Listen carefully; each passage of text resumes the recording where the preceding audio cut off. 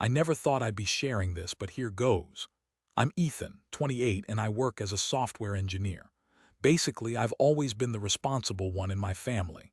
My sister, Olivia, is 22 and about to graduate college. She's always been the golden child. My parents, David and Sarah, well, they're something else.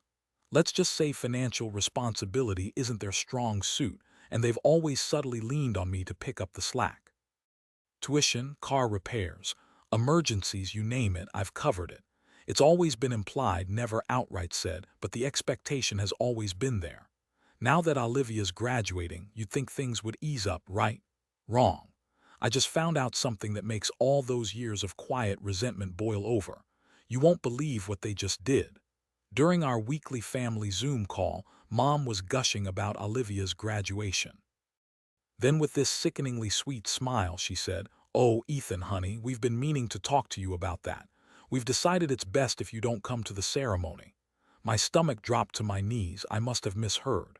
"What?" I managed to choke out. Dad chimed in, all nonchalant. "Yeah, Livy's got a limited number of tickets and it's really her day, you know. We figured you'd understand." Understand.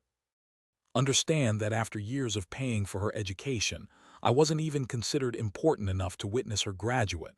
My hands trembled so badly I had to set my phone down.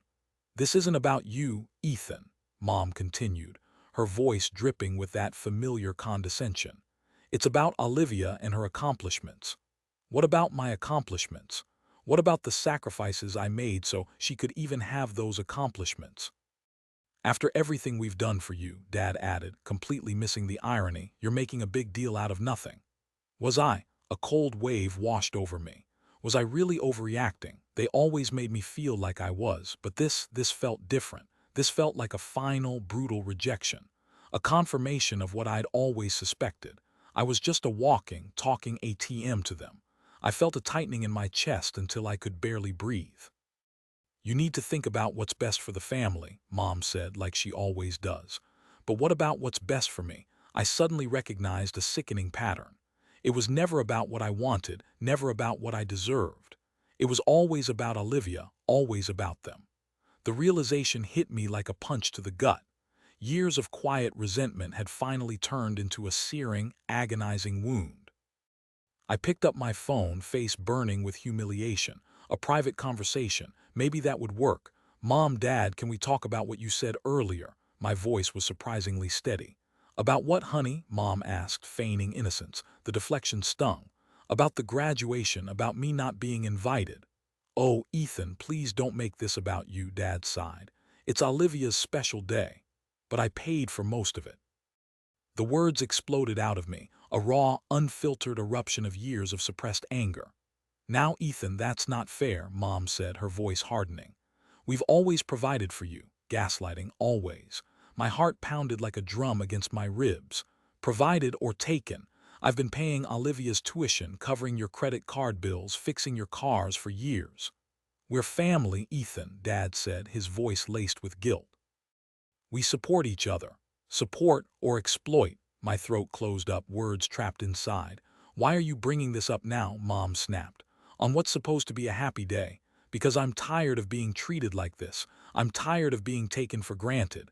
My hands wouldn't stop trembling. "Everyone has problems, Ethan," Dad said dismissively. "You're not special." False equivalence. It was their go-to move. "So what you're saying is you don't care how I feel?" "We care, Ethan," Mom said, her voice saccharine sweet again. "But Olivia's graduation is more important." That was it, the final nail in the coffin. A single tear escaped and traced a hot path down my cheek. "Fine," I said, my voice barely a whisper. "I won't go to the graduation, and I won't be providing any more financial support." Silence. Then Dad chuckled. "Oh, Ethan, don't be dramatic, you don't mean that."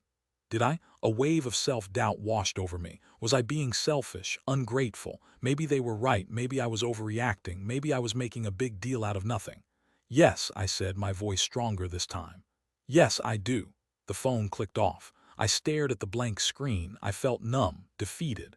But beneath the numbness a tiny spark flickered, a spark of anger. A spark of defiance, a spark of realization. Maybe, just maybe, I didn't deserve this. A week later, my phone buzzed incessantly. It was a group text from my family titled, "Dinner this Sunday." My stomach clenched. "Olivia, come on Ethan, it's been too long, we miss you." Mom, "Yes, darling, we have so much to catch up on. Your father is making your favorite pot roast." Dad, "Don't be a stranger, son. Family is family." I stared at the messages, a knot forming in my temples. Family. The word felt like a loaded weapon. I ignored the messages, turning my phone on silent. 5 minutes later, my phone rang. It was Mom. I declined the call. She called again and again and again. Finally, I answered. "What? Ethan, why aren't you responding to the group text?" Her voice was sharp, the saccharine sweetness gone. "I'm busy, Mom." "Too busy for your own family? What has gotten into you? I told you last week I'm not providing financial support anymore." "Oh, so that's what this is about, money." "It's about respect, Mom, something you don't seem to understand." "Don't you dare talk to me like that." Her voice rose. "After everything we've done for you." "Everything you've done for me, or everything I've done for you?" The question hung in the air. "Remember when you were little and we took you to Disney World?" Her voice softened, attempting a sentimental trap. "Remember how happy you were? Disney World, paid for with credit cards I'm still paying off." "That was a long time ago, Mom." "Don't be like that, Ethan. We're family. We need to stick together, especially now with Olivia graduating." "Olivia graduating? The graduation I'm not invited to." "Ethan, please, don't be difficult." I felt a wave of nausea wash over me. "I have to go, Mom." "Ethan, wait. Your Aunt Carol is coming to dinner. She's been asking about you." Aunt Carol, the family enabler. Perfect. "Tell her I said hi." "Ethan." Her voice was laced with desperation. "Don't do this." I hung up. My hands were shaking. I felt a tension headache building behind my eyes. Why was I still putting up with this? Flashbacks flooded my mind. Christmases spent worrying about overdraft fees, birthdays celebrated with borrowed money, countless emergencies that conveniently coincided with their shopping sprees. A pattern emerged, a lifetime of sacrifice and silent resentment. I needed peace. I craved it. But I also needed respect. And those two things, it seemed, were mutually exclusive when it came to my family. Another text came through. This time from my sister. "Olivia, Ethan, please come to dinner. Mom and Dad are really upset. You're hurting them." I stared at the message, a wave of guilt washing over me. Was I hurting them, or were they hurting me? "Olivia, remember all those times we used to build forts in the living room? We were a team until it came time to pay the bills." I typed a response. "I can't make it Sunday." "Olivia, why not? Is it work?" "We can reschedule." I hesitated. Should I give them an excuse? Should I lie? "No, I just can't," I texted back. I turned off my phone, a small victory in a long and exhausting battle. The headache throbbed, but beneath it a new feeling stirred, a flicker of resolve. My phone rang, snapping me out of my spiraling thoughts. It was Maya, a friend from college. We hadn't spoken in a few months, but her timing was uncanny. "Hey, Ethan. How's it hanging?" Her voice was bright, a stark contrast to the turmoil raging inside me. "Hey, Maya, it's complicated." I tried to sound normal, but my voice cracked. "Complicated how? You sound stressed. Everything okay?" Maya had always been perceptive, a good listener. "I don't even know where to start," I mumbled, rubbing my temples. "Just start anywhere. I've got time. Unless you're like diffusing a bomb or something." She chuckled, trying to lighten the mood. I hesitated, air caught in my throat. "It's family stuff." "Ah, the dreaded family stuff," Maya said knowingly. "Spill." I took a deep breath. "Okay, but promise you won't judge me." "Ethan, we've known each other since freshman year. I've seen you in a unicorn onesie. Judgment is off the table." I managed a weak smile.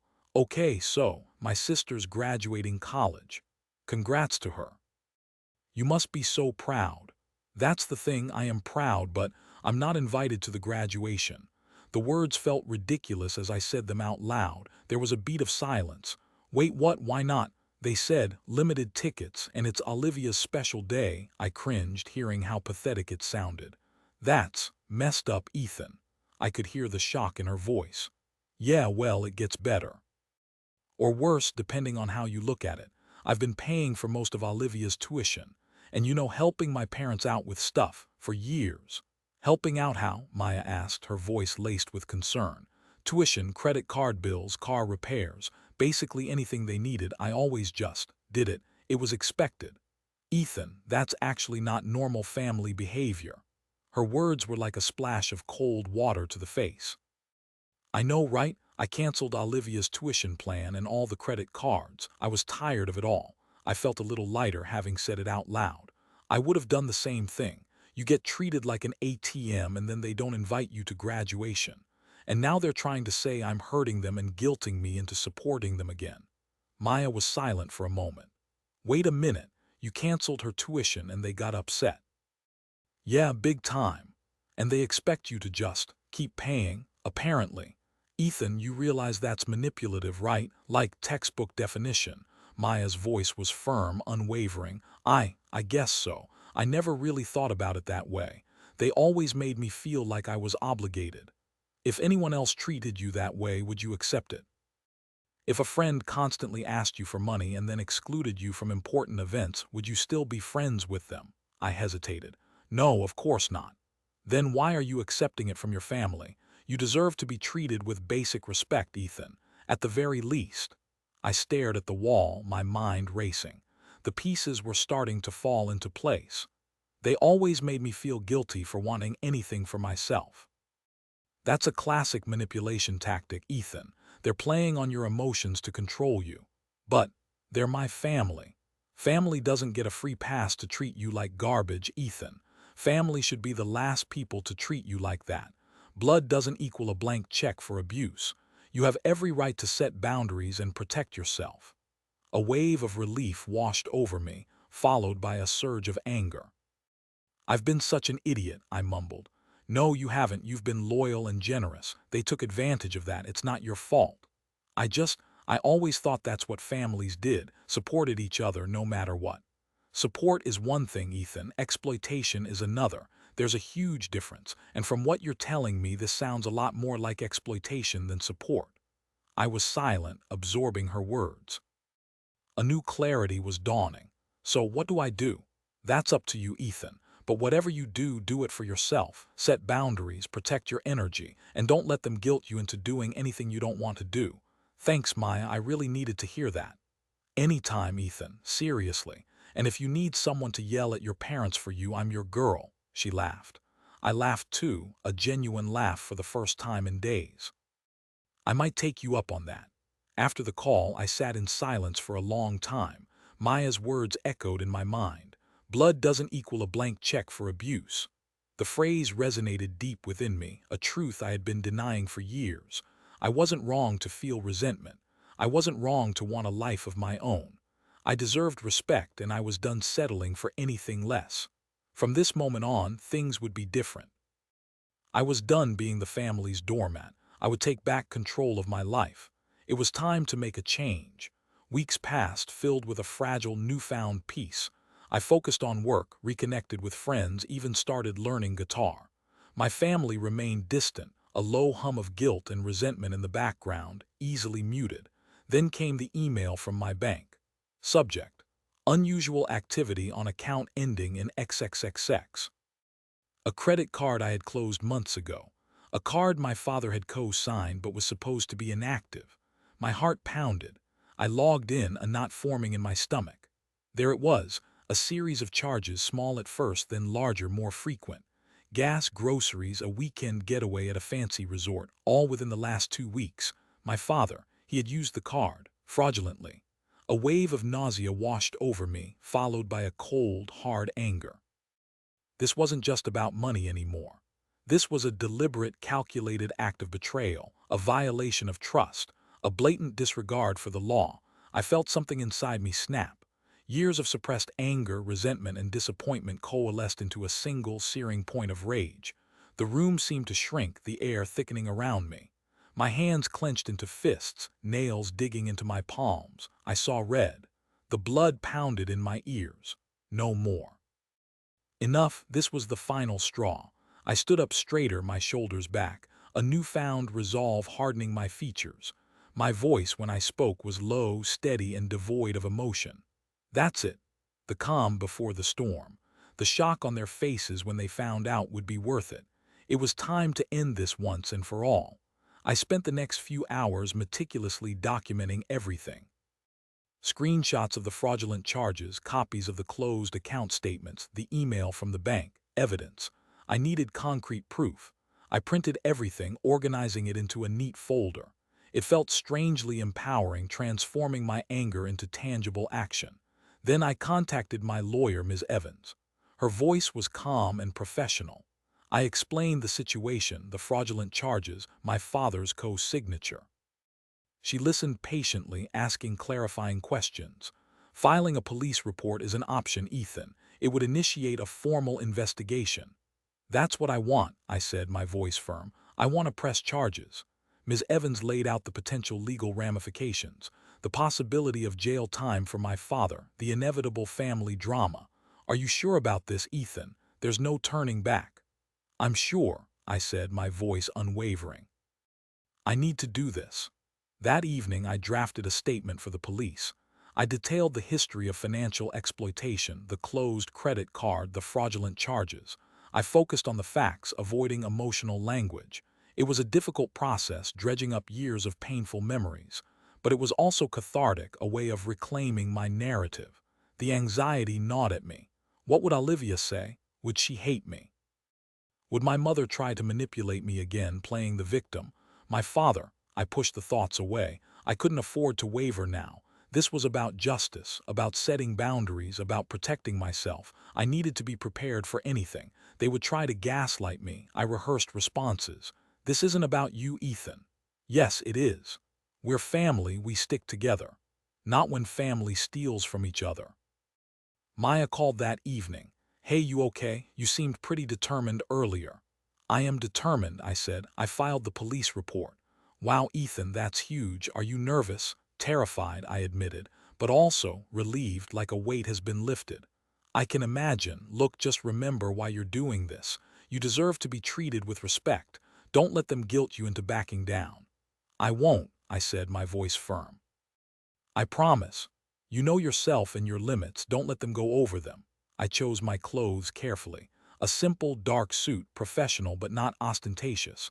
I wanted to project confidence, not aggression. I practiced deep breathing exercises, trying to calm my racing heart. As I drove to the police station, my hands gripped the steering wheel. My family would be furious, devastated, but I couldn't let their reactions control me. I was doing the right thing. This was for me. I parked the car and took a deep breath. No turning back now. This was the point of no return, the moment of commitment. I steeled myself. I opened the car door, stepped out, and walked towards the station. The call came on a Tuesday. Detective Reynolds, short, direct. Mr. Hayes, we need you to come down to the station. We have some questions regarding a financial matter involving your father, David Hayes. My heart hammered against my ribs, but my voice was steady. I'll be there this afternoon. The station was sterile, impersonal. Gray walls, buzzing fluorescent lights, the faint smell of stale coffee. I sat in a small, windowless room, facing Detective Reynolds across a metal table. He was a man of few words, his eyes sharp and observant. Mr. Hayes, we've been investigating a case of credit card fraud. The victim is you. I nodded. I understand. The suspect is your father, David Hayes. He paused, watching my reaction. I'm aware, I said, my voice flat. You filed the report, Mr. Hayes. You knew your father was the suspect. Yes. Why? I took a deep breath. Because he committed fraud. He used a credit card I had closed, a card he co-signed. He racked up thousands of dollars in charges. And you chose to press charges against your own father. Yes, because he stole from me, and because it's not the first time he's taken advantage of me. Reynolds leaned back in his chair, his gaze unwavering. We'll need your full cooperation, Mr. Hayes. This could get messy. I understand the implications, I said. I'm prepared for them. The call came 2 days later. Mom's voice frantic, barely controlled. Ethan, what have you done? I took a slow breath, bracing myself. I filed a police report, Mom, about the fraudulent charges. Fraudulent charges? Your father would never. He did, Mom. I have the evidence. This is insane, Ethan. He's your father. How could you do this to him? He stole from me, Mom. How could he do this to me? He needed the money. We needed the money. Olivia's graduation is not my problem anymore. I cut her off, my voice cold.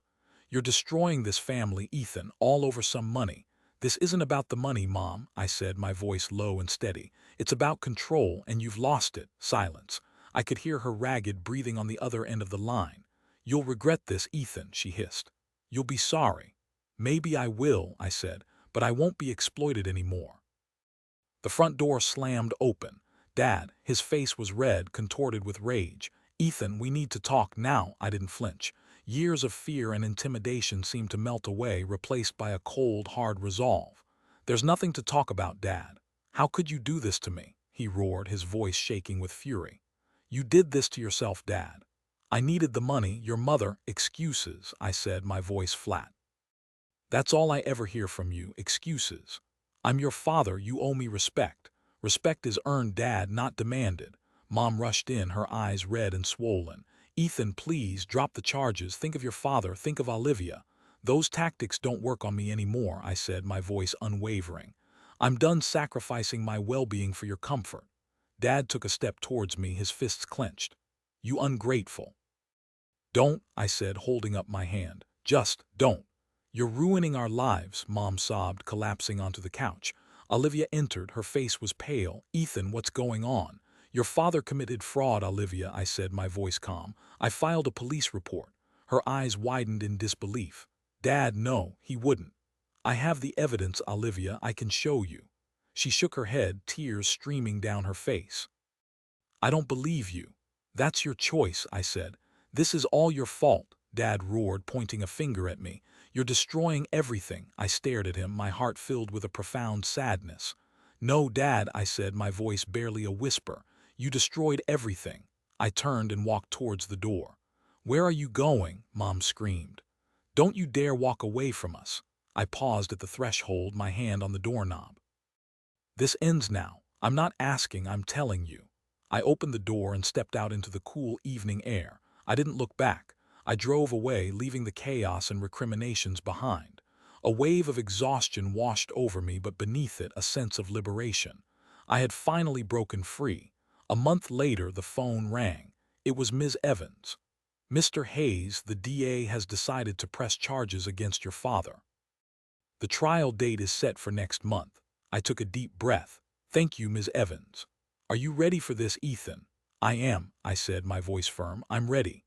I hung up the phone and looked out the window. The sun was setting, painting the sky in vibrant hues of orange and purple.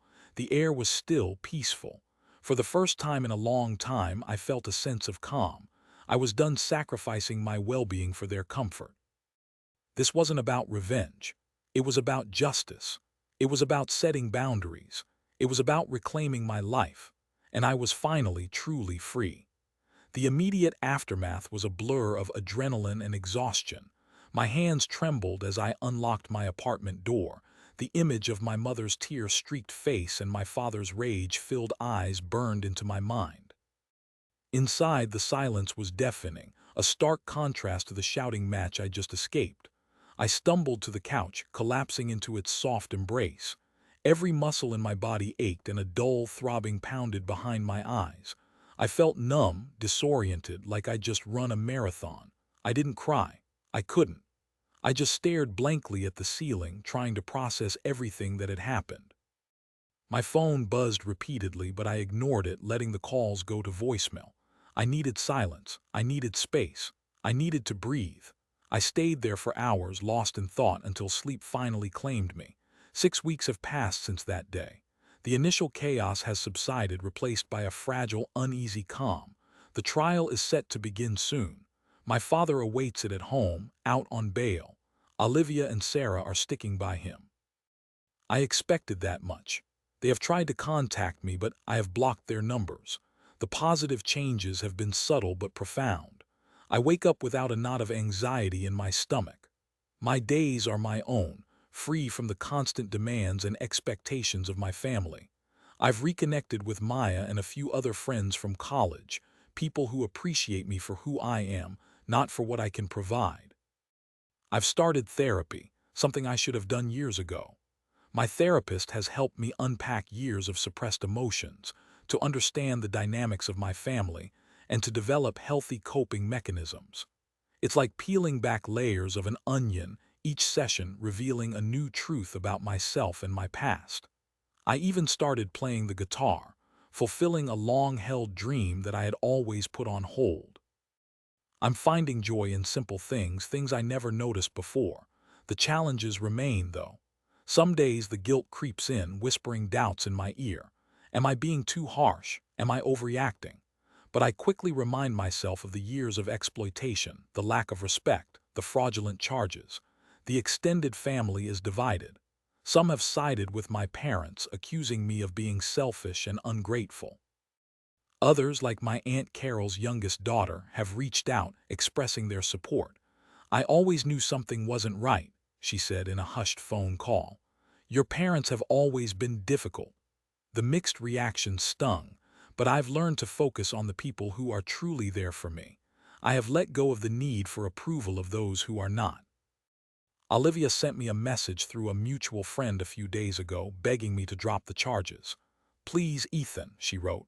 "You're ruining Dad's life. You're ruining our lives. Can't you just forgive him?" I didn't respond. Forgiveness is earned, not demanded. I have nothing against Olivia, but I can't enable my father's behavior. She is still blind to his manipulation. My mother tried to reach out through my old high school coach, pretending to be concerned about my well-being. The manipulation never ends. My father has not attempted to contact me directly. He hasn't apologized. He hasn't taken responsibility for his actions. I don't expect him to. What have I learned? I've learned that blood doesn't guarantee loyalty. I've learned that boundaries are essential, even with family. I've learned that I deserve to be treated with respect. I've learned that true strength comes from within, not from external validation. I've learned that I am not responsible for other people's happiness. I am only responsible for my own. I've grown in ways I never thought possible. I'm more confident, more assertive, more self-aware. I no longer feel the need to please everyone. I'm comfortable saying no. I'm comfortable putting my needs first. I'm comfortable being myself, flaws and all. My emotional state is light years away from where it was before. I no longer feel like a victim. I feel empowered. I feel hopeful. I feel free. I still have moments of doubt, moments of sadness, moments of anger. The scars of the past run deep. But I'm healing. I'm moving forward. I'm building a life that is authentic, fulfilling, and true to myself. Have any of you dealt with similar family dynamics? What are your thoughts on cutting ties with toxic family members? And if you have any advice for navigating the upcoming trial, I'm all ears. How do you stay strong when people you care about disagree with your choices?